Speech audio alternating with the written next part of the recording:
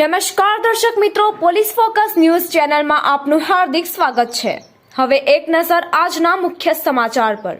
પંચમહાલ જિલ્લાના શેરા તાલુકાના સાડીસમડી ગામમાં આપઘાતની ચોંકાવનારી ઘટના સમાવી છે, જ્યાં લગ્નમાં નકલી દાગીના આપ્યા હોવાનું જાણ થતાં 22 વર્ષીય પરિણીતાએ કૂવામાં ઝંપલાવી જીવન ટૂંકાવ્યું હતું।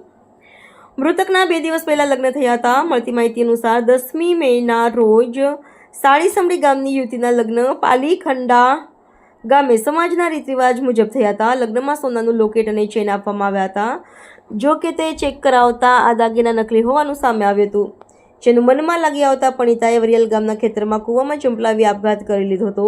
આ મામલે પરિવારજનોએ પોલીસને જાણ કરી હતી। ત્યારબાદ પોલીસે ઘટના સ્થળે પહોંચીને મૃતદેહને કૂવામાંથી બહાર કાઢી પોસ્ટમોર્ટમ અર્થે મોકલીને વધુ તપાસ હાથ ધરી છે। મિત્રો, આવા જ અવનવા સમાચાર જાણવા માટે અમારી ચેનલને લાઈક કરો, સબસ્ક્રાઇબ કરો અને બેલ આઇકોન પર પ્રેસ કરો, જેથી અમારી ન્યૂઝની બધી જ અપડેટ આપને મળતી રહે।